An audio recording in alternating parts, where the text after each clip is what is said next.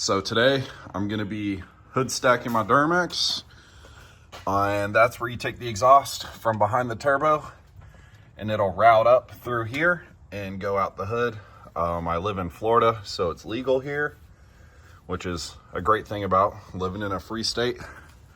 But I'll be going over the whole deal on how to remove the exhaust, go all the way through, take the pesky downpipe out, which is behind this shield right here. If you have a stock downpipe, you'll need 12-point sockets, 12-point wrenches, all sorts of just anything 12-point, you're going to end up needing at some point. For me, because I have an aftermarket downpipe, it's all going to be 10 mil 12-point sockets instead of 12 mil. So the kit I went with is a profab. I have the flange inside the house right now, but for me, I heat wrapped it all. And the reason I chose the profab is because it has this additional mounting tab right here, and that will connect up to the valve cover. If I can show you where. I'll go on the valve cover right here. And the bolt for that is an M8 by 1.25 thread pitch by 16 millimeter length. And that'll give you enough bite to fully secure it. And that's why I like it over the other options. I think it's a little bit more secure, and that's how we'll do it. And I heat wrapped it just to match it because I've heat wrapped manifolds, up pipes, etc. Hopefully help bring the heat out through the system instead of flooding the engine bay with extra heat, and maybe help with some scavenging and maybe free up a little power. But the main reason I'm doing it is to cut weight out of the truck because the stock exhaust is heavy, and I'll be doing a weight comparison as well. So for the exhaust on my truck, there's a lot of clamps.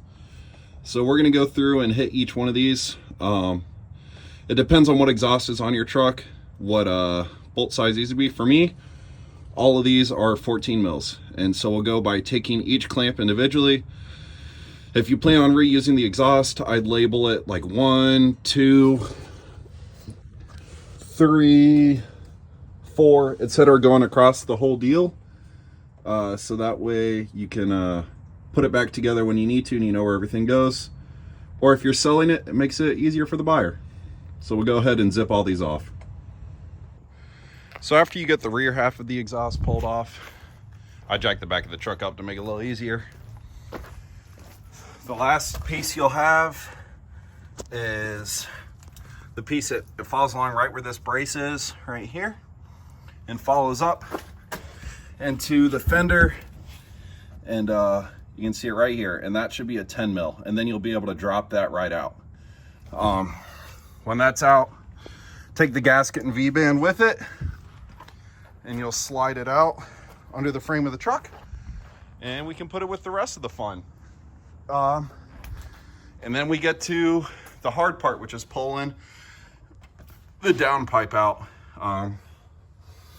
But the reason you pull the exhaust off is you can drive the truck just fine with only the downpipe on. It'll just shoot the exhaust directly onto the ground, which is perfectly okay.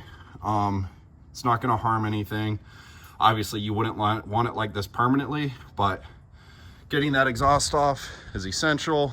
Like I said, I have someone buying this later today, so it's important that I got it off today before I worked on the rest of the truck.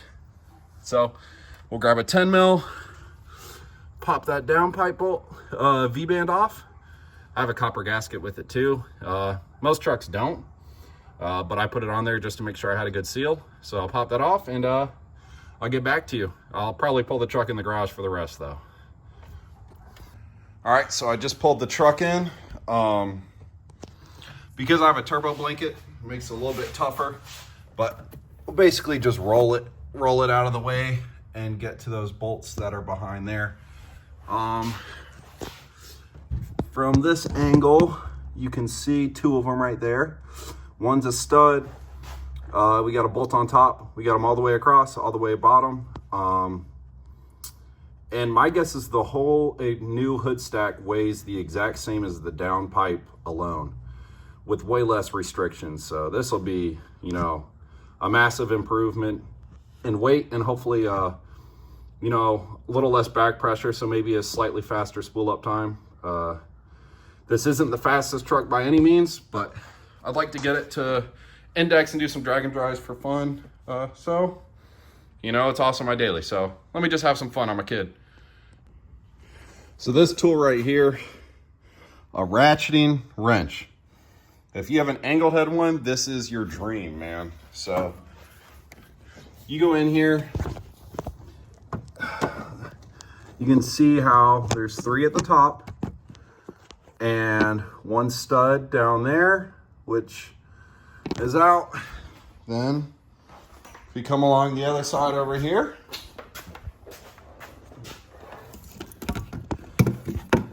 I'm gonna tilt the camera to try and snake it in there maybe. You can see how this side also, both, there's 1 down at the bottom. They're all reachable with this tool. And a lot of people are like, oh, you need all these extra wrenches and stuff like that. You get some heat in the motor, have one of these bad boys and some Wheaties in you, and this is a dream, man. It makes the job so much easier than people say.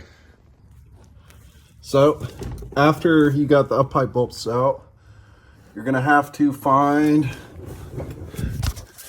the transmission dipstick mount, which is, that's the downpipe right there. That's the bolt right there, and it's a 13 mil. And lucky me, all my 13 mil, I don't have my deep socket, my short socket, so I used just like a channel locks and got it out. But once you free that out, it gives you enough room to play with the downpipe and move it out of the way, which works for me. And so for me to get the downpipe out, I've always done it through the top. I think this is one of the few ways to do it with the turbo still in the truck. I actually ended up moving the driver's side intake tube. I forgot I had to do that. But after I pulled that out, you can tell I scuffed it up a little bit, but there's scuffs everywhere. It's a truck with 300,000 miles. Some touch-up paint. Eventually I'll pull the motor and get all this painted black, and that'll look real sharp. So now we're gonna go grab the profab pieces. I'm actually gonna weigh them, and then I'm gonna go weigh the full exhaust. And I think that'll give us a nice comparison. So first I'll weigh myself. 259.4. I'll grab the profab exhaust. Got both pieces in my hands. So 267.4. So that's 8 pounds exactly. After I get it installed, I'm gonna leave the scale in the same place and we'll get another reading. I'm losing daylight, so I need to get this on quick. Even though I'm in the garage, I got an itch, so I gotta do this. So going into this part, obviously the new little part is way easier to put in. I drilled a small weep hole at the lowest part. This top bolt right here is an absolute pain. I understand why they have this slot for it here. I had to work this in by hand about 90% of the way, which is great because I was pretty strong grip, and then I torqued it the rest of the way with a wrench once I could finally slide it in there. But you can see I got a Molly gasket in there. It's filling the voids the best it can. This is actually just a little lip between the pieces. And then here I have an old bolt that's snapped off. So I'm gonna do a final torque on all of these. They should go to 60, I believe I wanna say it's 68 or 78 foot-pounds. I can check my little manual real quick, but I wanna say it's 68 or 78. Either way, make sure you put anti-seize on these if you're gonna pull them off again, or else your life will be hell. So we'll go ahead and torque these all the way down, make sure we got a nice seal across the whole gasket, and then we'll work on fishing the actual pipe through. We're gonna get the V-band and just slide it over this for the time being. Keep the dipstick loose. I'm not sure if I'm gonna have to bend it forwards or backwards to clear. I assume I'm gonna have to pull it down to clear the pipe, as it probably goes around the back of it. I know it does bolt in right here. Again, that's an M8 by 1.25 by 15 through 20. 20 is the biggest bolt that'll fit in there. I did a 15 just because that's what my hardware store had. So I'll do a final torque and we'll feed this through. Basically, it's gonna feed through this AC line. You might have to bend the AC line forward a little bit.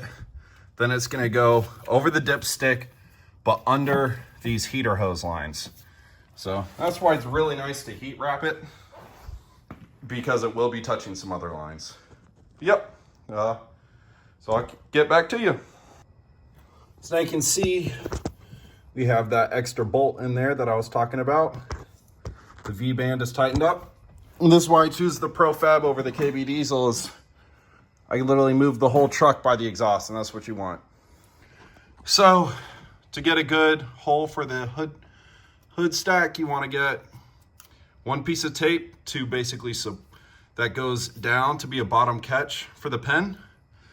Then loop it around and you'll basically do your best to get it dead center. I'm pretty darn good right here. So what we're gonna do is close the hood until it just taps.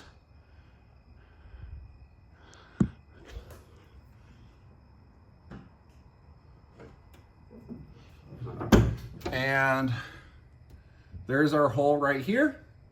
And that's what we'll start cutting. So now that we have our hole, we're just gonna drill a little pilot hole that'll go through, and then we'll drill the full circle from the top. So after your hole's cut, I would clean it and then just hit it with some clear coat to make sure none of this rusts. I don't have a tip yet. I'll be getting one eventually, and then I'll clearance this out some more so I can get some hardware in there. Maybe I'll go with a 4-inch tip or a 4-inch hole. Not fully sure yet, but this is good enough for me. I want it super low profile. I might just do like a little trim piece around it, and that's it. Not fully sold yet, but definitely hit this with some clear coat and then pull the tape off. So I'm gonna attempt to pick all this up at the same time and see what it all weighs. So we'll see how well that works.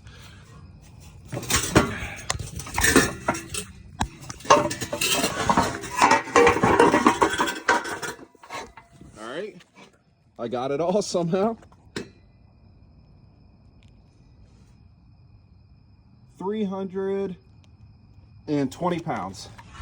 It's shifting between 19 and 21. So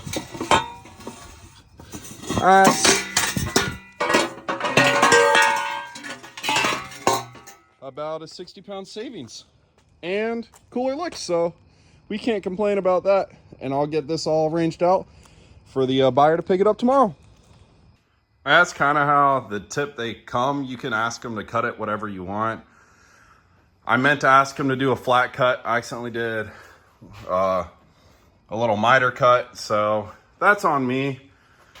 But I think I'll flat cut it about an inch high. So it sits about here, paint it black, and I think it'll look real special.